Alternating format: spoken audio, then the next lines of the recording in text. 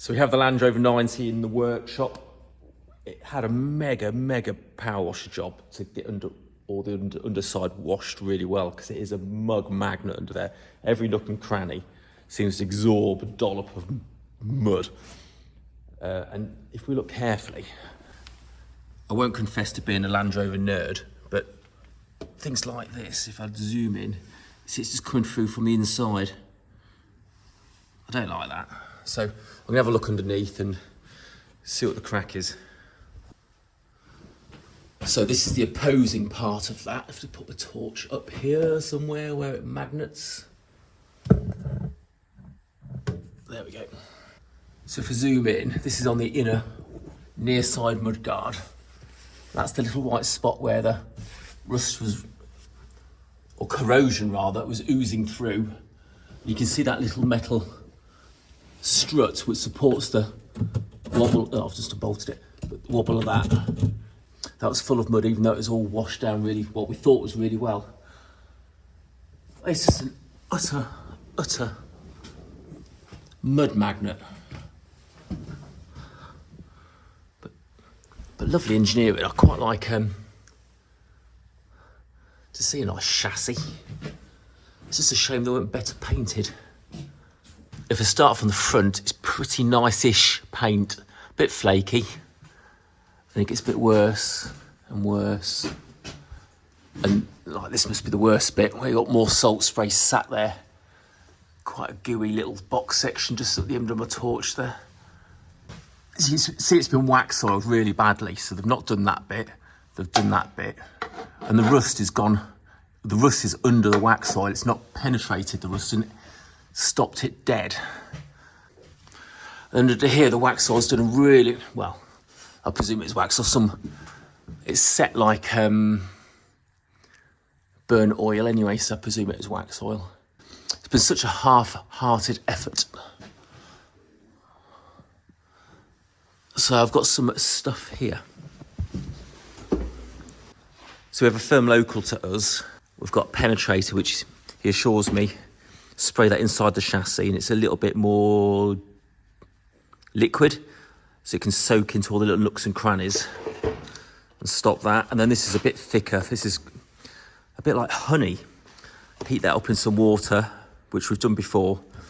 Makes it really nice and liquid to spray on. Yes, I did my Hilux with them, and I did a fab job. And then annoyingly, Toyota listers at Grantham phoned me and said, we've had a recall. We've got to underseal all the cars. And I thought, well, blooming, I've just done it. So anyway. Well, that bit's not gone rusty anyway, because it's stainless. Proper metal. Right, I'll scratch a bit of this flaky pastry off, and then we'll get some stuff heated up, get it sprayed on.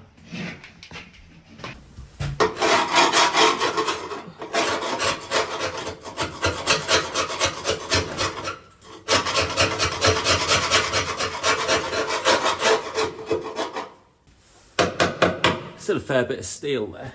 It's not going to be holy yet. It's just a bit flaky.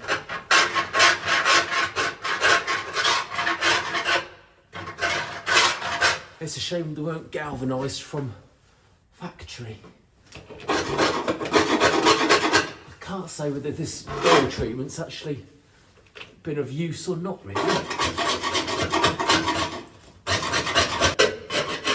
Cross member's quite flaky, but coming off okay. So I don't know whether it's wise to oil over a flake, because it can still be bubbling and doing its harm, but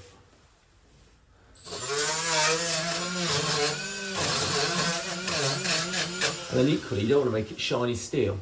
Really not ready to be galved. Well, I don't know. It'll probably get stolen before it rusts through anyway. It's not bad.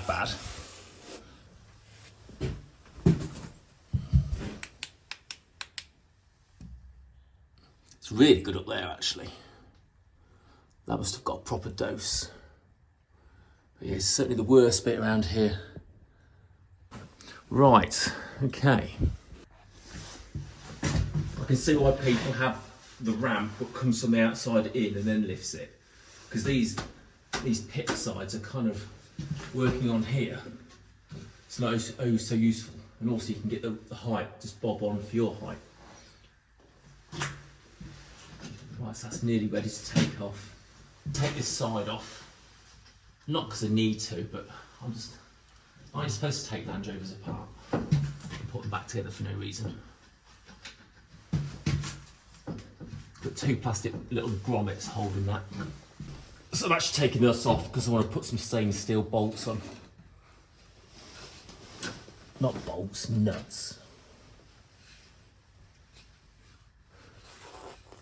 And also that should have a bit of foam on there which is dissolved. It's quite a hard thing to film here, but there's another pinhole. You just see that little bit there. It's another pinhole corrosion coming through from the inside. Behind there's more plastic. So I guess I have to lie my back and look up there and see. May depend, it'll have a dollop of wet mud sitting in there for its entire life, causing that. I'm still learning about this. I've not really studied it much prior to this. Just move this board out. So this is the underside of that pinhole corrosion from a second ago. You can see that pale strip. That's where the power washer just cannot get. And sure enough, there was a dollop of soil. Can't get any better than that, sorry. Yeah, there's a dollop of soil in there, which is not conducive to being good. The other side's a little bit better. So short of shot blasting this chassis right down and doing a proper job, I think a good coat of this rust eater, or whatever you may call it, is about as best it can do in the meantime. If you can suppress what's here and protect a bit more ongoing, that's, I think, all we could hope for. It looks mighty weird without that trimmer on. Utterly pointless, really, absolutely no practical use. I'm finally going around the airline. That's far better at getting all the dry, crusty muck out than a pick or scraper, or it's literally just erupting in my face, which is wonderful. Especially around here, so you can see that up there. Probably not. That's the rear light plastic thing, and you can just about see the wires in there. It's a proper muck magnet, and it's corrosion waiting to happen. It's like been built for it. And even with a 90-degree power washer lance, I still couldn't get that round there and deep up there. But the airline's whooped it, absolutely whooped it. So it's literally all in my throat now.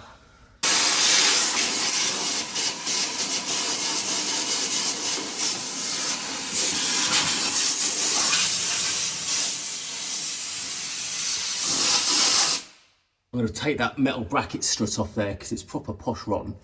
Well, not wholly, but it just leaves that one bolt there which is turning. That there. So I've got to get the back.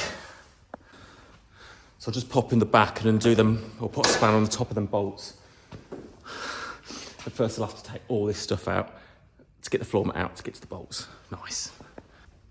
I hope that's not an issue.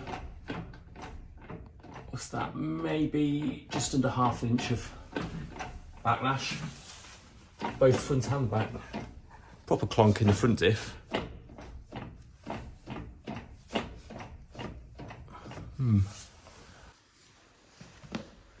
So I've had that soaking. Oh, by the way, this is a Rust Buster product. Had it soaking in hot water for 10 minutes. And now it's literally feels like it's shaking water. As opposed to when we use one of these oil blower, I don't know what you call them, oil blower gun, maybe. Put different tips on. That's just a vast volume tip for like doing plough shares and stuff. And then we can use this pipe on a fitting, and that can blow then into the orifices in the chassis and get right in there. And then we can even put different tips on.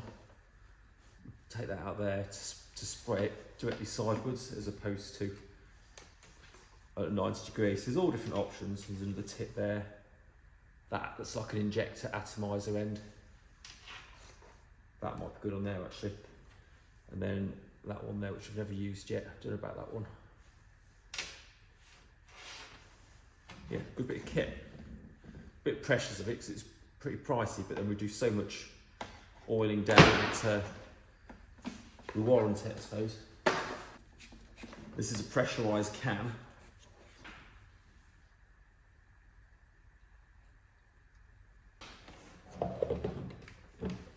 So what I'll do all the little orifices in the chassis and then change tip and do everything with another tip, then change tip again. So the beauty of this, I can shove it in the little hole and just keep working my way down, giving it a good lathering because it's quite hot and fluid.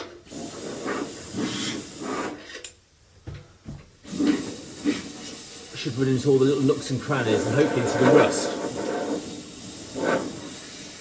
You just about see some other you just about see through some other holes. It's glistening in there, which is good. Lots and lots of holes. Just to give you a gist.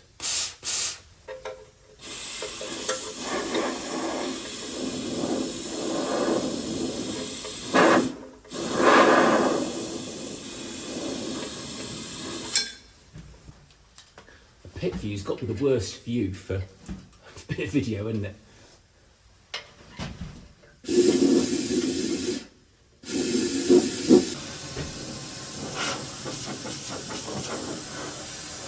That's empty now, that's a what, a litre? That's all gone inside the chassis.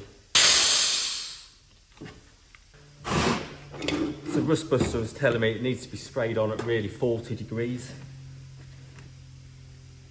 to get it thin enough to get the penetration.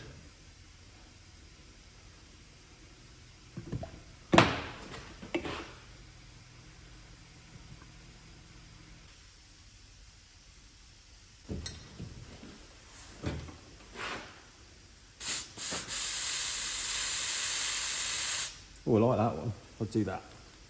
It's funny old stuff, this spray waxy, whatever it is, lanolin. It's tipped a bit in there because it's too full in the spray pot. It's going on quite tan. I should say it's because it's cold in here. It's normally warm, but the boiler house is not working. The electrics are not working.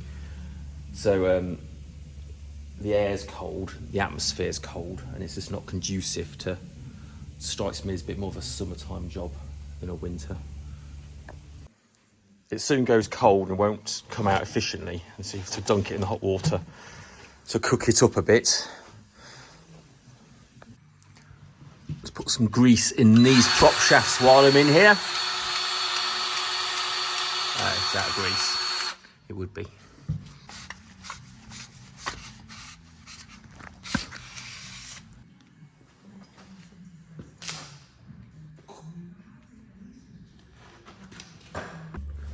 One thing with all this yellow gunk above my head, a bit like the camel trophy, if it gets stolen, they're going to have a miserable time stripping it.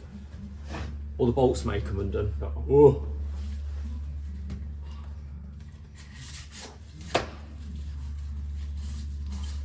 At the top of my head is yellow, and it takes some wiping off.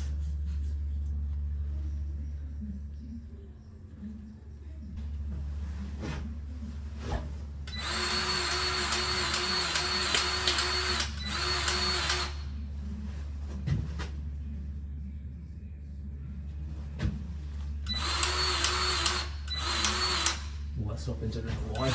All the others took it really well.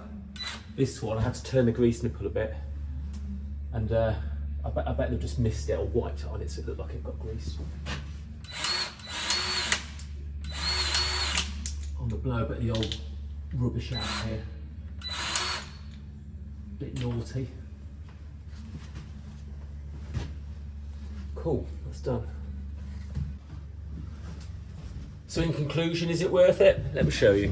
It looks a bit mishmashed, but it's actually, if I just scrape it, I I've probably got nearly 2 mil of cover there, so I've probably double the rate. But this is the first one I've done. I've done the fert spreaders and the ploughs and cultivators, but not with this thick wax. I mean, it is thick. As soon as the air goes in the pot, it soon solidifies and goes rock hard, and then it spits out like splintered chopsticks.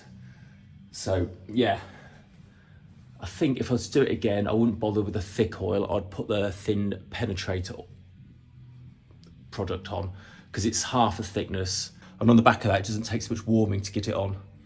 And it's far better, because with the best oil in the world, when your power washes down at the end of next winter, you might lose a bit of this. But what I've learned today, after trying to wash my hands and clean the guns and hoses down, my God, it stays. You probably don't need the thickness you think you need.